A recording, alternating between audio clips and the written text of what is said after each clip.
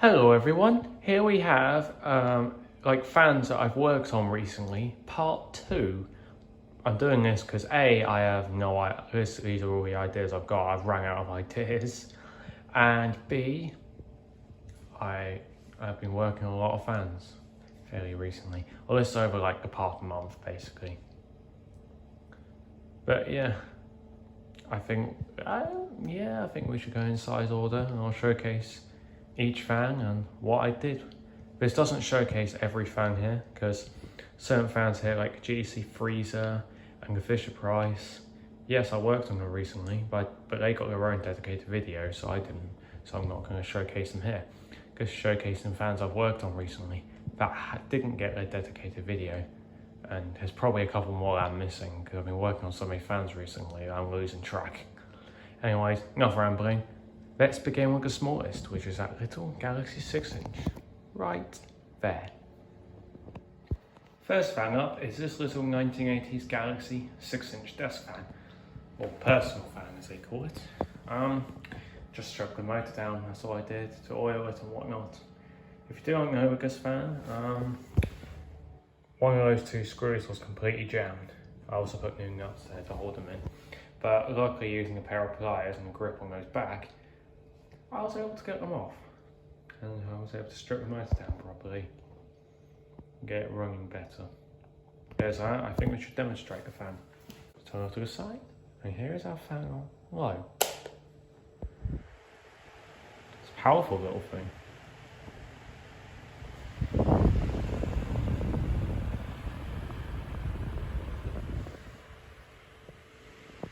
Here's high.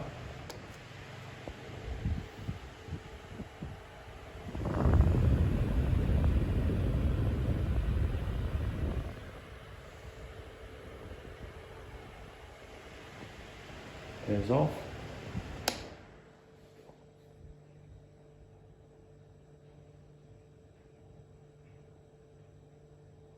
It was better when I did oil. I don't know why it's doing that.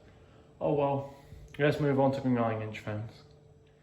Next up we have this 1990s CED 9-inch desk fan. And it seems weird why, let me turn that head center. It seems weird why I worked on this.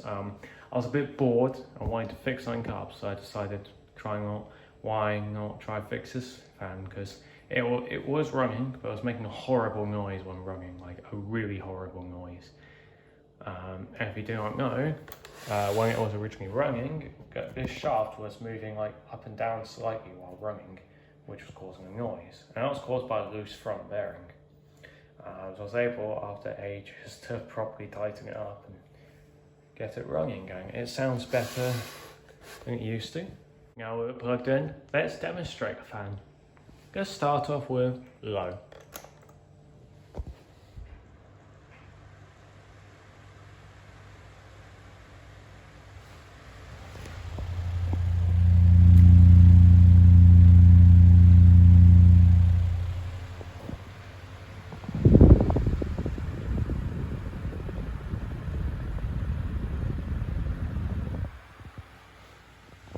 Here's high.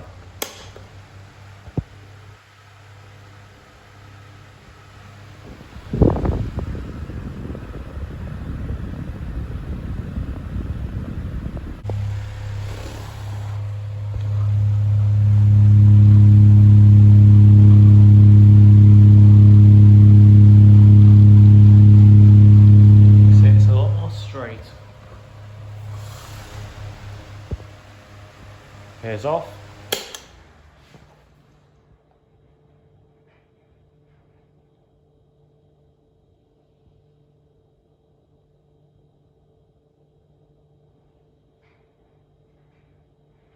Not the best spin down, but yeah, again, oh well. It's not a fan I care that much about, but I cared enough about it to actually try and fix its bearing problem. So there's that. Let's move on to the next fan. Next up is this 1980s Electrostar 9-inch desk fan, which is also just a rebadged Lasco Galaxy fan. Just without its logo, obviously. What I've done is, well, rebalanced the blades, or attempted to rebalance the blades. Didn't go as well as expected, unfortunately. And I came up with a new way of holding the grill on. You may notice. No clips, no zip ties, no sellotape, and no glue holding that grill on. And yet, it can still hold on just fine. So, what did I use to hold the grill on? Magnets. We used 4 tiny little magnets. These magnets are very strong, which is why I wanted to use them. I thought I'd give them a little try. They're quite strong and, well, the grill's still a bit uneven, but it works for now. It's only meant to temporary measures, so if I ever need to take the grill off again, I don't have to cut more zip ties because I don't exactly have much zip ties. I haven't restocked up in zip ties since like 2018, so I've had the same zip ties for many years. Well, not many years, but yeah. My zip tie supply is limited, basically. If we run the fan, here's low.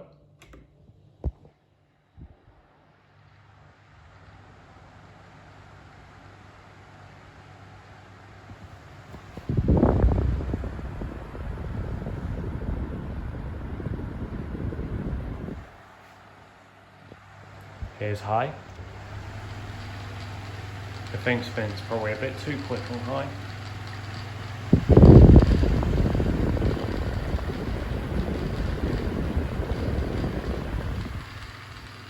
And yeah, it's got, I think that's either the oscillator or the bearings.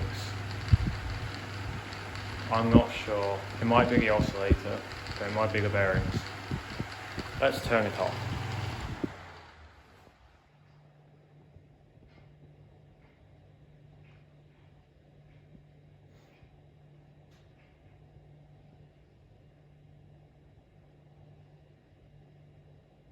Considering it was still making a noise a bit when it was turned off, I think it might be the oscillator.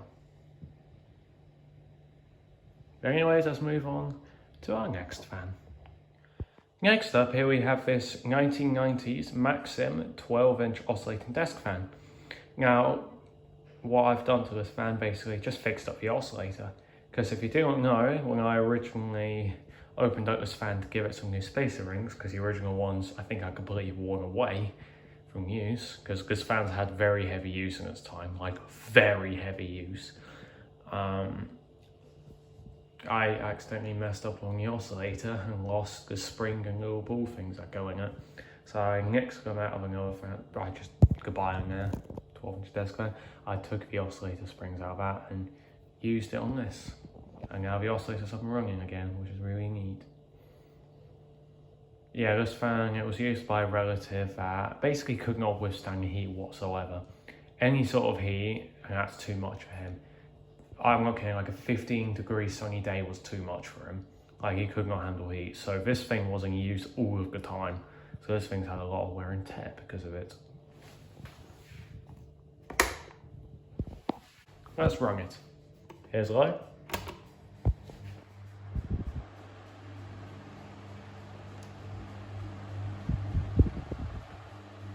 Fortunately, I've got a flickery LED light in this kitchen.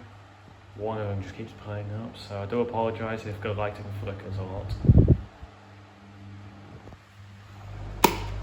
Medium.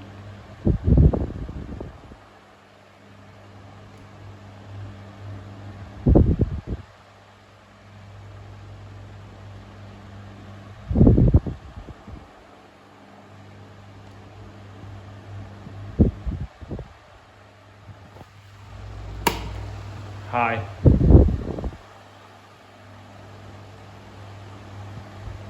This fan is surprisingly powerful, I'll give it that.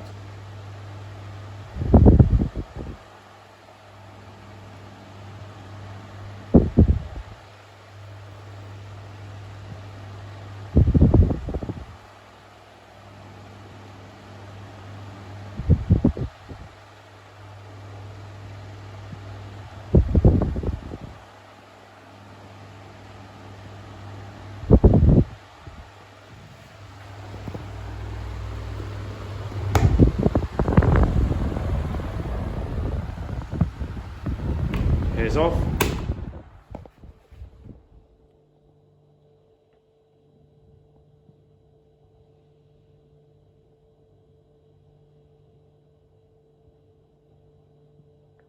I think you notice like a trend with quick spin downs. But yeah, at least it's oscillating now, which is brilliant. I'm not sure if I'm going to use it, but yeah, there's that fan. Let's move on to the next. Next up, we have this 1960s, I think, Revo 12-inch desk fan.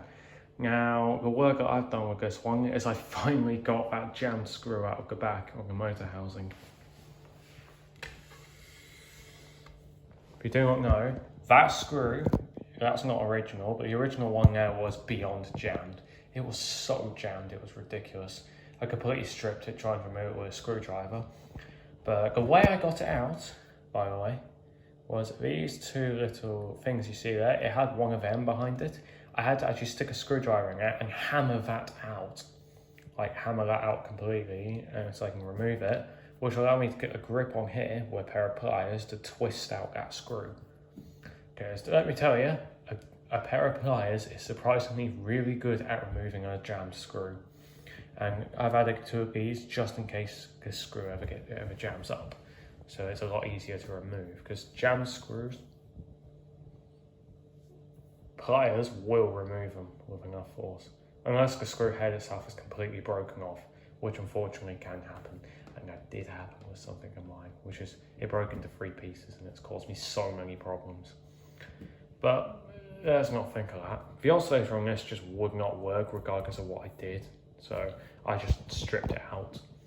Stripped out the oscillator so the fan runs better. Stripped the motor down and oiled it. And now I've actually been using it on my desk because it's a neat little fan to use. It's not the most powerful thing ever, but it's great for good days where it's not insanely hot. Let's begin with low.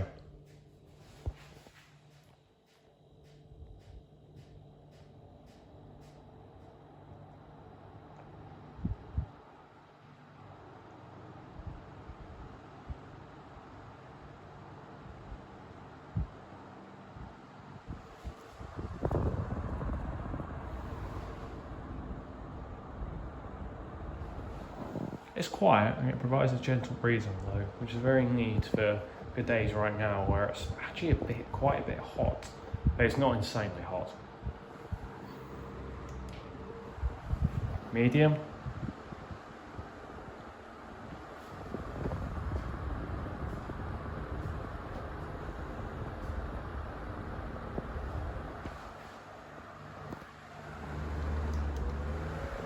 High.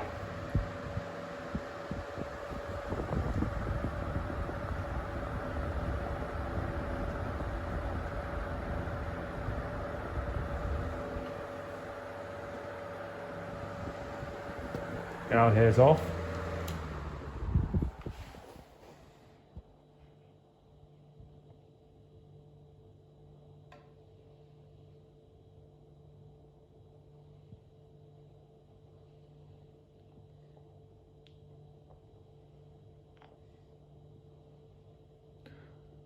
Yeah, the spin down never increased upon oiling the back bearing. Don't know why, but oh well. At least the fan's running good now. Although one thing that does concern me though is the fact it has no vents for its motor. It's a bit concerning, but I'll keep an eye on it when it's in use, see how it does.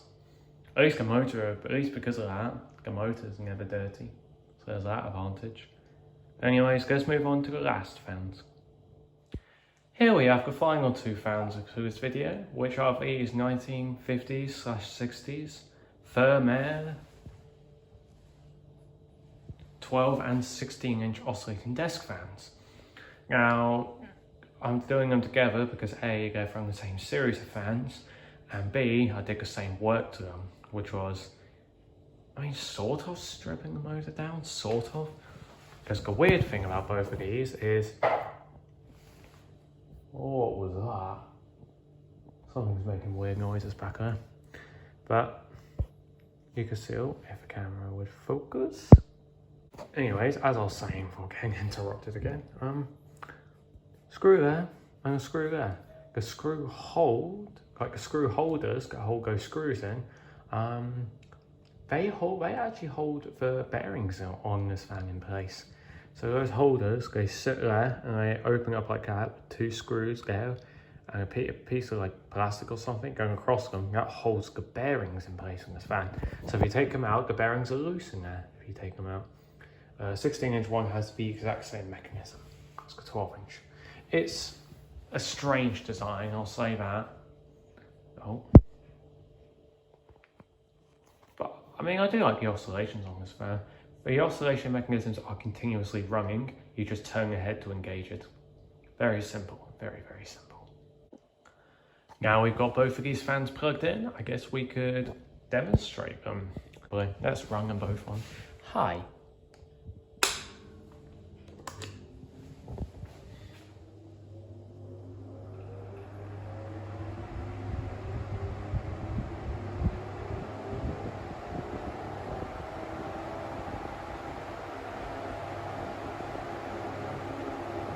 The head on this one moves ever so the tiniest bit left and right like that, due to its oscillation.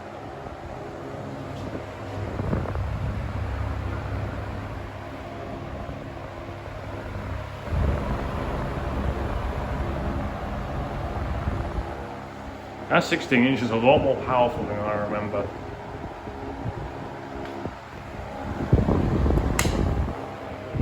Oh, medium.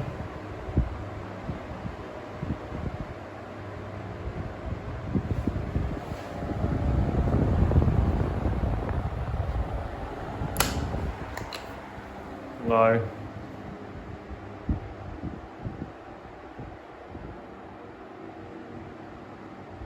The speed selection, like the speed difference on this fan is huge. That one is very minimal, but that one is big.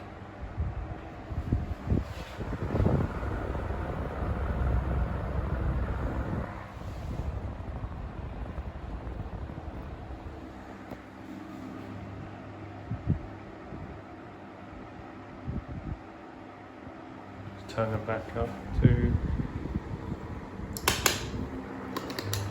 high.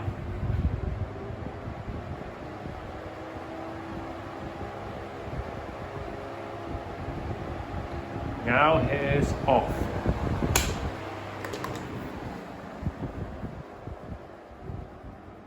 I'd love to get a TF14, but I don't know if they ever was sold in the UK under the Firmair brand.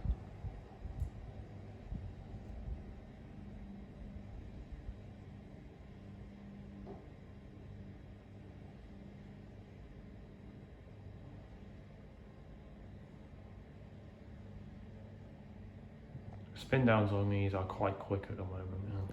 Yeah, again, I'm not sure why, because the oil wicks, I did oil them. I gave them a very good amount of oil actually. So, oh well. There you go, that's these 2 fans. And that's it for this video. Hope you enjoyed. Thanks for watching, and see ya.